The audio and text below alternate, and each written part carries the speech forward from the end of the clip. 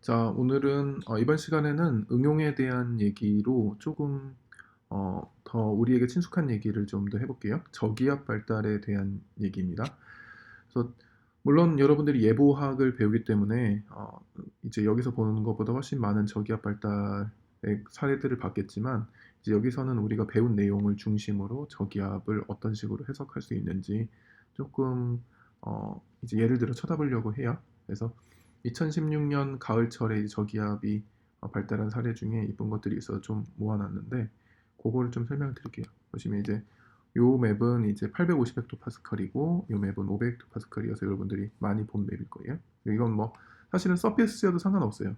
근데 서피스 맵에 이제 온도 구조가 잘 안 보여가지고 850을 갖다 놓은 것일 뿐이고 보시면 이제 여기 이미 굉장히 잘 발달된 동글동글하게 말려 있는 저기압이 하나 있고 그 보면 상층에도 이런 식으로 기압골이 하나가 있죠.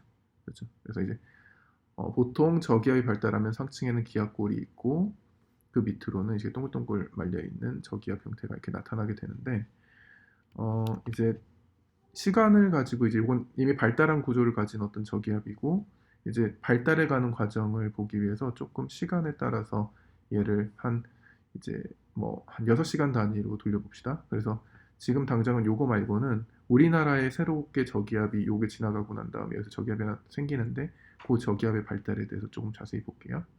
그리고 저기압이 발달하기 전에 보면 온도 라인이 이런 식으로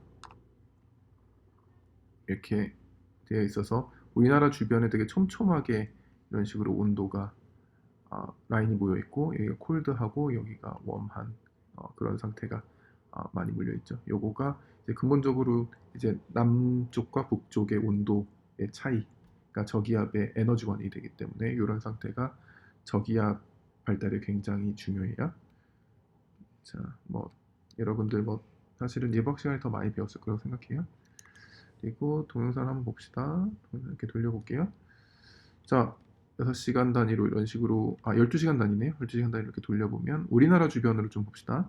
한반도 주변을 보면 이제 한반도 주변에 어, 별로 시그널이 없다가 상층을 보면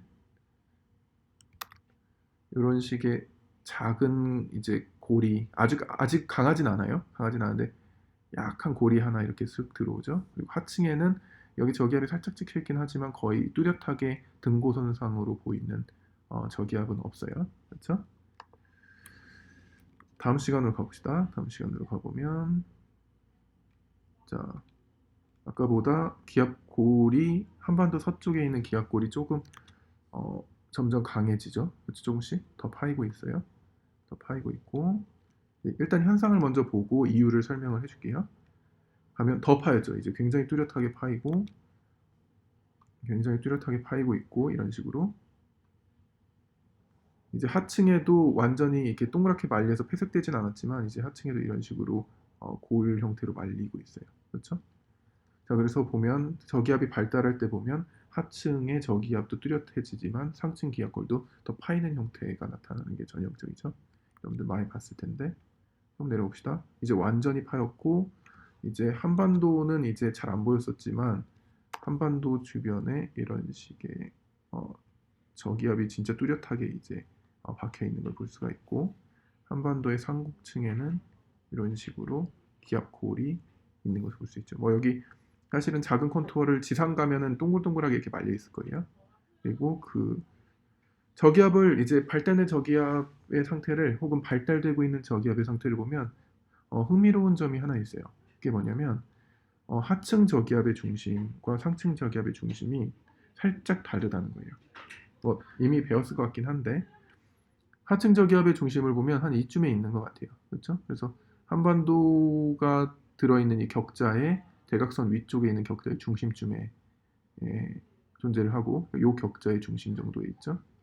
근데 상층 저기압은 이 격자의 중심에 있는 게 아니라 상층 저기압은 이쪽에 있죠. 그 위쪽 격자에 있어요. 무슨 얘기냐? 요게 하층은 지금 여기에 센터가 있는데 상층로의 중심은 여기 있는 거죠. 그러니까 약간 어, 상층이 더 서쪽으로 이제 눕혀져 가지고 따라오는 거죠. 그러니까 기압 딱 그 저기압이 있는 대만을 이렇게 표시를 한다면 이제 이게 화면이 반대라 이렇게 할게요. 이제 하층에는 기압이 약간 더 동쪽에 있고 위로 가면 갈수록 그 딱 저기압의 중심만을 연결한다면 이런 식으로 서쪽으로 기울어져 있는 형태를 가져요. 그래서 이거를 웨스트워드 틸팅된 구조라고 많이 얘기를 하고, 그러니까 서쪽으로 이제 기울어져 있는, 틸트가 이제 기울어져 있다는 뜻이잖아요. 그래서 위로 갈수록 서쪽으로 기울어진 형태를 지니고, 이제 보시면 그 형태가 지금 요 저기압에서도 굉장히 뚜렷하게 나타나고 있죠. 여기 중심, 그리고 지상 저기압의 중심이 여기. 그래서 거의 한 작게는 500km, 크게는 뭐 한 1000km 정도까지도 이제 차이가 나고 있어요. 그래서 850보다 500이 더 서쪽에 있는 거죠. 그리고 좀 더 봅시다. 그러다 보면 이제 완전히 발달을 이제 해요. 그렇죠? 이렇게 되면 이제 우리나라를 좀 벗어나긴 했지만 이제 완연히 굉장히 강해졌죠. 저기압이 거의 막 이제 태풍급까지는 아니지만 과장할 수는 없지만 그렇게까지 저기압의 중심이 여기 굉장히 뚜렷하게 생겼고, 그래서 저기압이 굉장히 뚜렷하게 말렸고, 여기에 중심이 한 이 정도에 있어요. 그래서 아까는 이 격자 요쯤에 있었는데 이제 그 옆에 격자에 이쯤 라인에 중심이 있네요. 근데 보면 상층도 꽤나 동일한 위치에 중심이 있어요. 무슨 얘기냐? 저기압이 점점 발달하면서 이렇게 기울어져 있던 면이 점점 이렇게 쓰는 거예요. 서가지고 다 쓰고 나면 발달을 멈춰요. 그러니까 다 섰을 때가 거의 더 이상 발달하지 않은 최성기겠죠. 강도로 따지면 맥시멈을 가지는. 그래서 그 다음부터는 이제 점점 이제 디케이해요. 근데 요 기울어져 있을 때 왜 발달하는가에 대한 얘기를 조금 우리가 배운 내용을 베이스로 설명을 드리고자 해요.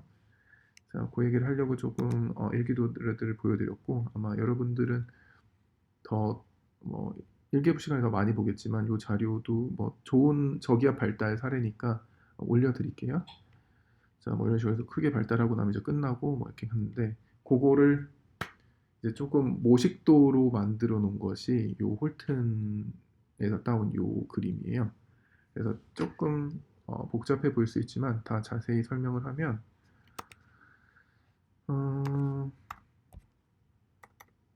요 지금 점선이 850 혹은 서피스라고 생각하시면 될 것 같아요. 지상 혹은 850 정도의 하층 저기압의 위치, 그리고 요 실선, 요거는 우리가 봤던 기압골이라고 생각하면 될 것 같아요. 그래서 아까 우리가 봤던 일기도에서 봤던 전형적인 사례처럼 지상 저기압은 이쪽에 있는데 그거보다 약간 서쪽으로 기압골의 중심이 있죠. 그래서 그 기압골의 중심만을 연결해 보면 지역 포텐셜이 이제 기압을 나타내니까 여기가 저기압의 중심인데 위로 올라갈수록 500 정도 되면 약간 서쪽에 있는 거죠. 뭐 더 올라가도 서쪽에 이렇게 기울어져 있는. 그래서 웨스트워드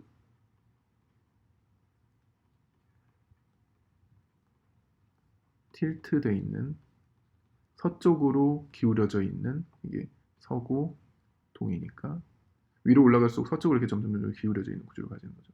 이게 저기압이 발달할 수 있는 굉장히 전형적인 구조라고 얘기를 해요. 왜 그런지 조금 얘기를 해봅시다. 우리가 배운 내용들을 가지고 설명을 할 수가 있는데, 자, 우리가 배운 그 큐지 이론을 가지고 굉장히 쉽게 설명할 수가 있어요.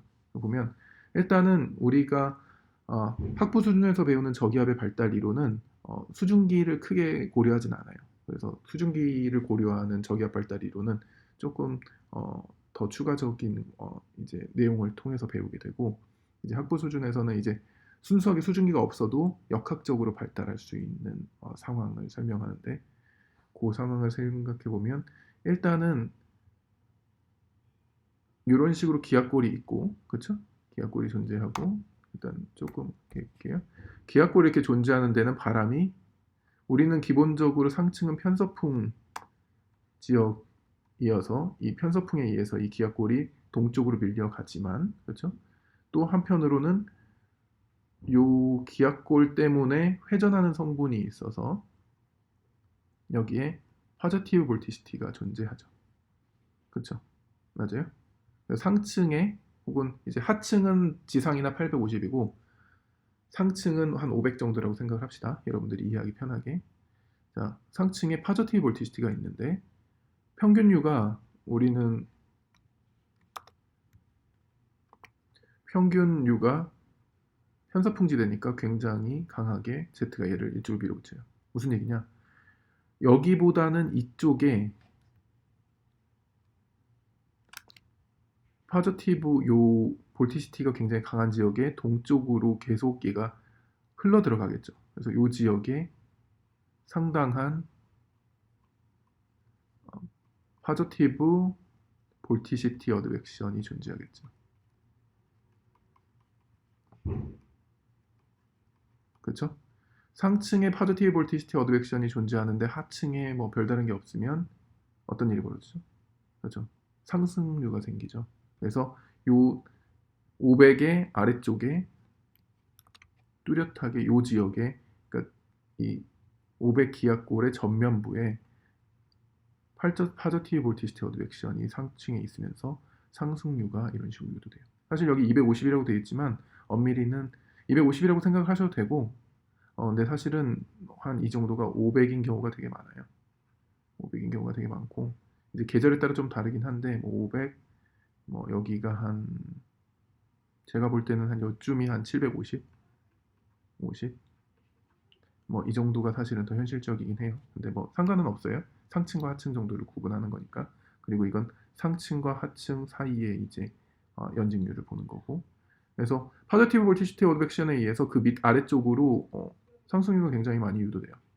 상승률가 유도되면 어떤 일이 벌어지죠? 여기서 공기를 빼내는 거잖아요. 그럼 하층에 저기압이 유도되겠죠. 그렇죠?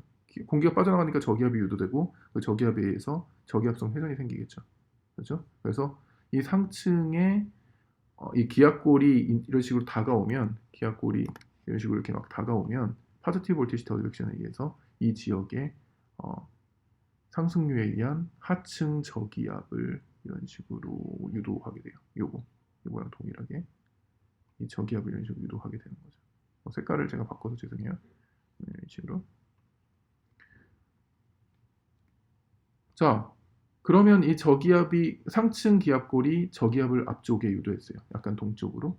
그럼 이러고 끝나느냐? 그렇지 않아요. 이러면 끝나면은 저기압이 점점 강해지는 현상이 벌어지지 않겠죠. 그냥 살짝 이제 하층 저기압이 살짝 생겨도 끝나겠죠. 이제 점점 발달하려면 뭔가 피드백 과정이 있거나 혹은 불안정 과정이 존재해야 되는데 그 과정이 더 있는 게, 이제 하층 저기압이 이렇게 생기면 우리가 아까 온도 경도가 이쪽이 북쪽이고 이쪽이 남쪽인데, 온도 경도가 이쪽이 굉장히 콜드하고 이쪽이 굉장히 웜하고 온도 경도가 굉장히 촘촘했던 거 기억나죠? 그러면 하층 저기압에서 이런 순환이 생기면 이쪽을 엄청난 하층으로 콜드 어드벡션을 가져오겠죠. 하층에서. 그래서 여기에 하층에 굉장히 강한 콜드 어드벡션을 가지고 오죠. 그러나 이거는 뭐 750 아니에요, 사실은. 이거는 거의 하층 콜드 어드벡션은 850 이하 지역에서 850, 뭐 조금 이게 축이 너무 숫자가 빠르게 올라간다고 생각하시면 될 것 같고요. 실질적으로는 거의 850이나 뭐 900 정도 근처에서 굉장히 강한 콜드 어드벡션이 이런 식으로 존재하게 되고요. 그래서 콜드 어드벡션이 존재하면 어떻게 되죠? 콜드 어드벡션이 존재하면, 콜드가 오면 우리 오메가 이퀘이션 다시 생각하면 콜드 어드벡션에서 하강 기류가 생기죠. 그렇죠? 하강 기류가 생기고, 그리고 한 개 더 생각을 하면 지오 포텐셜 텐던시 이퀘이션에 의해서 하층에 콜드 어드벡션이 있으면, 상층에 아무것도 없는데 하층에 콜드 어드벡션이 있으면 기압골이 더 강해지죠. 그렇죠? 지오 포텐셜이 더 텐던시가 음수가 되면서, 기억나죠? 그래서 뭐 지오 포텐셜 텐던시 이퀘이션까지 굳이 제가 들먹이지 않아도 하층이 차가워지는 거잖아요. 지오 포텐셜은 이제 어떤 특정 공기량이 있고 그 이제 공기의 높이라고 생각하면 되는데, 얘가 차가우면 이렇게 내려앉을 거잖아요. 뜨거우면 올라가고. 그렇죠? 그래서 차가운 공기가 막 유류되면 지오 포텐셜이 내려앉을 수밖에 없죠. 내려앉는다는 얘기는 저기압이 더 심각하게 파인다라는 얘기죠. 그렇죠? 그래서 이 기압골이 더 심각하게 파여요. 그러면 이 볼티시도 더 강해지겠죠. 볼티시가 강해지면 볼티시 어드벡션 강해지겠죠. 그럼 하층 저기압 더 심하게 유도하겠죠. 이런 식으로 상층 기압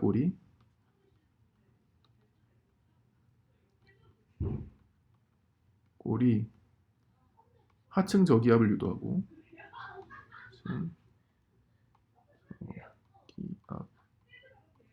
이 하층 저기압이 다시 콜드 어드벡션을 가지고 와서 상층 기압골을 강화해요. 그러면 이게 계속 이렇게 돌겠죠.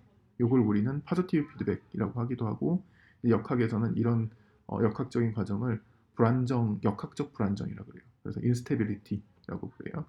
그래서 요거를 우리는 전형적으로 이런 식으로 성장하는 사례를 우리는 경합 불안정이라고 불러요.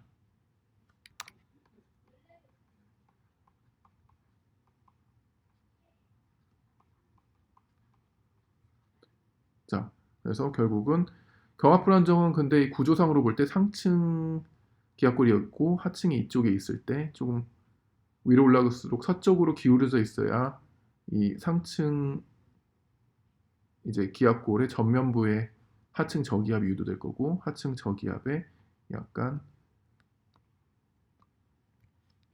후면부로 콜드 어드벡션이 다시 들어올 수 있겠죠. 그렇죠? 그래서 이런 식의 기울어져 있는 구조를 가져야만 경합 불안정이 효율적으로 작동을 하고 경합 불안정이 효율적으로 작동하는 기간 동안 저기압이 막 발달하는 거예요. 발달해서 근데 이제 이게 발달하다 보면 사실은 하층 바람보다 하층 편서풍보다 상층의 편서풍이 훨씬 세기 때문에 얘가 점점 이렇게 틸트되어 있는 구조를 점점 이렇게 세우겠죠. 그렇죠? 왜냐면 이쪽에서 밀어붙이는 바람이 이쪽을 밀어붙이는 바람이 더 강하니까. 그렇죠?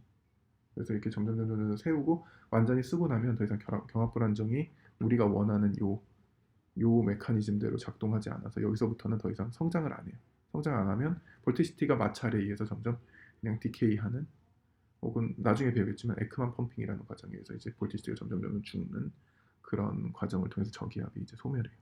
근데 이제 저기압이 성장하는 이유는 요 경합 불안정 때문이다. 그리고 경합 불안정의 핵심적인 컴포넌트는 상층 기압골의 이류에 의한 볼티시티 이류에 의한 하층 상승류에 의한 하층 저기압의 유도 방향은 안 되지만 저기압의 유도 이렇게 도는 그리고 저기압에 의한 한랭 이류로 유도되는 강화되는 상층 기압골 그게 이 경합 불안정의 가장 핵심적인 메커니즘이에요. 그 부분이 우리가 배운 오메가 이퀘이션하고 지오 포텐셜 텐던시 이퀘이션으로 설명을 다 할 수가 있다라는 걸 그냥 예제로 보여드리기 위해서 이제 이 강의는 그냥 조금 추가로 제가 작성을 했어요. 이 부분 그러니까 우리가 배운 역학적인 지식들이 충분한 이해가 이루어지면 이런 식으로 현상을 이해하고 현상이 왜 발달하는지 원인을 찾는데 활용될 수 있다라는 이제 정보를 좀 드리고자 하는 것이 이 수업의 목적이고 오늘은 짤막하게 이 정도로 해서 마치고 끝을 내겠습니다. 자, 뭐 한 학기 동안 다들 고생하셨고 온라인 수업 들으신다고 다들 이제 집중하기도 어려운데 다들 수고 많으셨고 다들 열심히 공부하셔서 좋은 성적 내길 바랍니다. 다들 고생했어요.